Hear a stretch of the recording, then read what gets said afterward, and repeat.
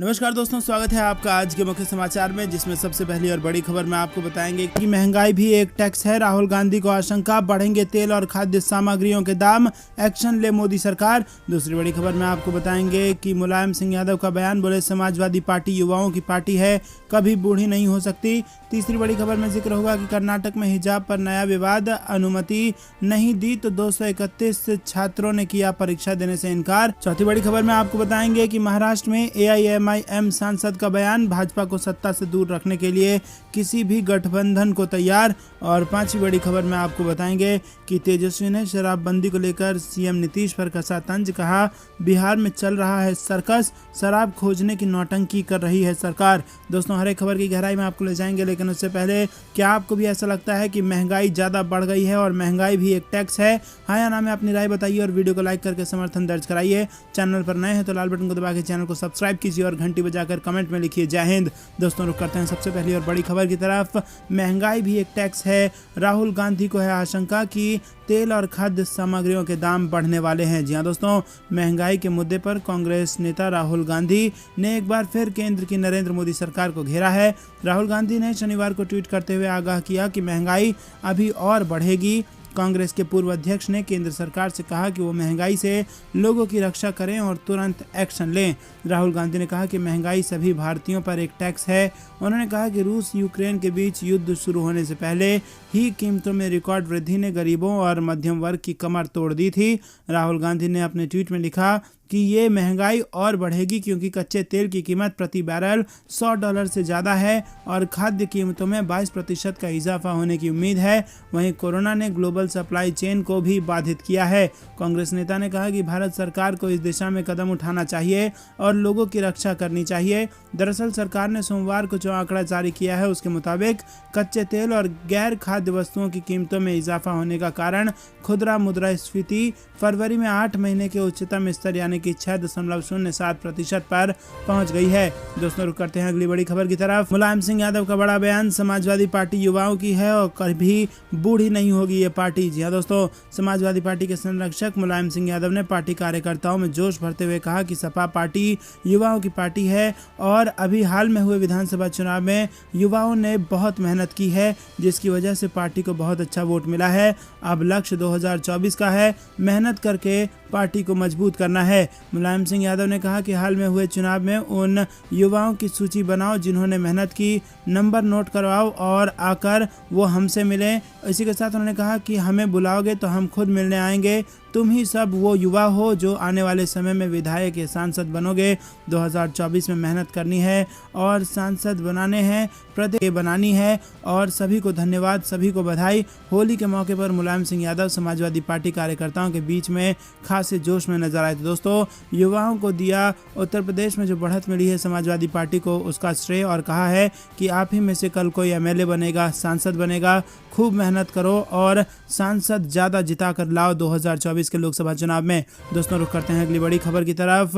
कर्नाटक में हिजाब पर नया विवाद, अनुमति नहीं दी तो 231 छात्रों ने किया परीक्षा देने से इनकार। जी हां दोस्तों, कर्नाटक हाईकोर्ट के फैसले के बाद राज्य में फिर हिजाब विवाद से जुड़ा मामला सामने आया है। यहां 231 मुस्लिम छात्रों ने शासकीय PU कॉलेज की परीक्षा में बैठने से इनकार कर दिया। खबर है कि शुक्रवार को कॉलेज ने कुछ छात्राओं को कहा था कि वो हिजाब पहनकर परीक्षा में शामिल नहीं हो सकते। इसके बाद छात्र छात्राओं ने कैंपस में जमकर प्रदर्शन किया। मीडिया रिपोर्ट्स के मुताबिक कॉलेज ने हाईकोर्ट के आदेश का हवाला दिया था। वहीं आपको बता दें कि उपनिदेशक ने कहा कि कोर्ट के आदेश का उल्लंघन करने वाला परीक्षा में शामिल नहीं हो सकेगा। मंगलवार को उच्च न्यायालय ने शैक्षणिक संस्था में राज्य सरकार के आदेश को बरकरार रखा था। कोर्ट ने हिजाब प्रतिबंध के खिलाफ खड़ी हुई 6 छात्राओं की याचिकाओं को खारिज कर दिया था। दोस्तों, रुक करते हैं अगली बड़ी खबर की तरफ। बीजेपी को सत्ता से दूर रखने के लिए किसी भी गठबंधन को तैयार है, AIMIM सांसद का बयान। जी हां दोस्तों, महाराष्ट्र और औरंगाबाद से ऑल इंडिया मजलिस इत्तेहादुल मुस्लिमीन के सांसद इम्तियाज जलील ने कहा है कि भाजपा को सत्ता से दूर रखने के लिए हमारी पार्टी किसी भी अन्य पार्टी के साथ गठबंधन करने को तैयार है। उन्होंने कहा कि महाराष्ट्र में महाविकास आघाड़ी सरकार के साथ भी भाजपा जाने को तैयार है। इम्तियाज जलील और महाराष्ट्र के स्वास्थ्य मंत्री राष्ट्रवादी कांग्रेस पार्टी के नेता राजेश टोपे के बीच मुलाकात हुई थी। मीडिया रिपोर्ट्स के मुताबिक जलील ने बताया कि 2 दिन पहले टोपे ने उनके घर आकर उनसे मुलाकात की थी और इस दौरान राजनीतिक चर्चा भी हुई थी। दोस्तों रुक करते हैं अगली बड़ी खबर की तरफ। तेजस्वी ने शराबबंदी को लेकर मुख्यमंत्री नीतीश पर कसा तंज, कहा बिहार में चल रहा है सर्कस, शराब खोजने की नौटंकी कर रही है सरकार। जी हाँ दोस्तों, बिहार की नीतीश कुमार सरकार शराबबंदी को सफल बनाने के लिए कोई कसर नहीं छोड़ रही है। ड्रोन, हेलीकॉप्टर, मोटरबोट के बाद अब स्निफर डॉग को भी इस काम में लगाने की तैयारी है, यानी शराब तस्करों पर हर तरह से नकेल कसी जा रही है। इसके बावजूद जिले की रहुई प्रखंड में सीएम नीतीश के पहुंचने से पहले वहां एक शराबी पहुंच गया और पुलिस वालों को गाली देने लगा। घटना का वीडियो सोशल मीडिया पर वायरल हो रहा है और अब इसे लेकर आरजेडी नेता तेजस्वी यादव ने सरकार पर निशाना साधा है। उन्होंने कहा कि सरकार शराब खोजने की नौटंकी कर रही है।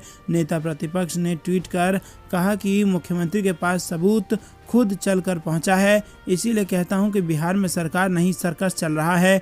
ड्रोन और प्लान से भी शराब खोजने की नौटंकी हो रही है, लेकिन यहां शराबी आसानी से मुख्यमंत्री जी की सभाओं में जश्न मनाते हैं।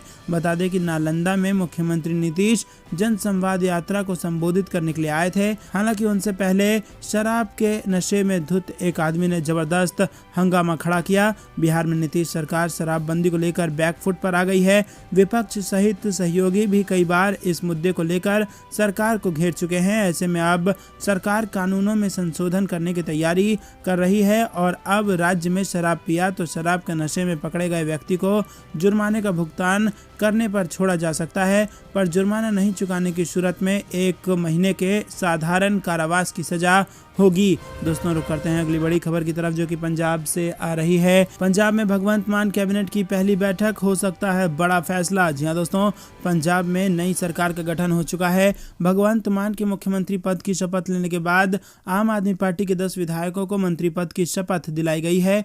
पंजाब के राज्यपाल बनवारी लाल पुरोहित नवनिर्वाचित विधायकों को मंत्री पद की शपथ उन्होंने दिलाई। मंत्रिमंडल के शपथ ग्रहण समारोह के बाद पंजाब कैबिनेट की पहली बैठक होनी है। बता दें कि मान की कैबिनेट में शुरुआती तौर पर जिन मंत्रियों को जगह दी गई है वो कई क्षेत्र को रिप्रेजेंट करते हैं। आम आदमी पार्टी के नवनिर्वाचित विधायकों में अलग अलग क्षेत्रों से आने वाले लोग शामिल हैं और इनमें से भगवंत मान की कैबिनेट में 2 किसान, 3 वकील, 2 डॉक्टर, 1 सामाजिक कार्यकर्ता, इंजीनियर और 1 व्यवसायी को शपथ दिलाई गई है। दोस्तों रुक करते हैं अगली बड़ी खबर की तरफ। गोवा में भाजपा की सरकार नहीं बनने देगी कांग्रेस, वरिष्ठ नेता दिगंबर कामत ने बनाई है प्लान। जी हाँ दोस्तों, कांग्रेस ने शुक्रवार को कहा कि वो गोवा में भाजपा को सत्ता से दूर रखने के लिए हर संभव विकल्प पर विचार करने को तैयार है। हालांकि भाजपा विधायकों के एक समूह ने कहा कि पार्टी अगले 4 या 5 दिनों में सरकार बनाने का दावा पेश करेगी। हाल में हुए गोवा विधानसभा चुनाव में 40 में से 20 सीटें जीतने वाली और महाराष्ट्रवादी गोमांतक पार्टी के 2 विधायकों व 3 निर्दलीय विधायकों का समर्थन हासिल करने वाली भाजपा ने अभी तक नई सरकार के लिए गठन के लिए दावा पेश नहीं किया है और कांग्रेस के वरिष्ठ नेता ने यहां संवाददाताओं से कहा कि दावा पेश करने में विफल रहना इस बात का संकेत है कि भाजपा के भीतर कुछ भी ठीक नहीं है। दोस्तों रुक करते हैं अगली बड़ी खबर की तरफ। कोरोना के मामले में हुई बढ़ोतरी, WHO ने बताया 3 कारण, चीन समेत कई देशों को दी चेतावनी। जी हाँ दोस्तों, चीन समेत दुनिया के कई देशों में अचानक कोरोना के मामले में वृद्धि ने लोगों की चिंता एक बार फिर से बढ़ा दी है। इसी के साथ आपको बता दें कि बढ़ते संकट को देखते हुए WHO ने लोगों के लिए चेतावनी जारी कर दी है। दोस्तों दरअसल कोरोना का सब वेरिएंट ओमिक्रॉन बन रहा है वजह, और प्रतिबंध हटाना और सार्वजनिक स्वास्थ्य उपाय में कमी करना इसके बढ़ने के कारण है। टीकों और वायरस फैलने के संबंध में गलत सूचना देना भी इसका कारण है। WHO ने कहा है कि बड़े पैमाने पर फर्जी खबरें फैलाई जा रही हैं कि वैक्सीन का कोई असर नहीं है, जिससे कई लोग टीकाकरण से बच रहे हैं। इसके अलावा ये झूठ फैलाई गई है कि ओमिक्रॉन के आने के बाद कोरोना महामारी समाप्त हो गई है। इसकी वजह से लोग लापरवाही बरतने लगे हैं और अब फिर से कोरोना बढ़ने लगा है। एशिया में चीन और दक्षिण कोरिया में नए मामले बड़ी संख्या में मिले हैं। चीन के जिलेन प्रांत में लॉकडाउन लगाया गया है और चीन के 3 शहरों में सख्त पाबंदियां लगाई गई हैं। वहीं आपको बता दें दोस्तों कि महामारी के चरम पर कई देशों ने लॉकडाउन का ऐलान किया था। सार्वजनिक समारोह पर प्रतिबंध लगा दिया था। दुकानें और रेस्टोरेंट बंद कर दिए गए थे और लोगों को घर में रहने के लिए कहा गया था। लेकिन कोरोना के मामले में जैसे ही गिरावट आई और टीकाकरण के स्तर में वृद्धि हुई, वैसे ही सरकारें अर्थव्यवस्थाओं को पुनर्जीवित करने के लिए लोगों को खुली छूट देने का सरकारों ने ऐलान कर दिया। WHO ने संकेत दिया है कि ये कोविड के मामलों को फिर से उभरने और वेरिएंट के बढ़ने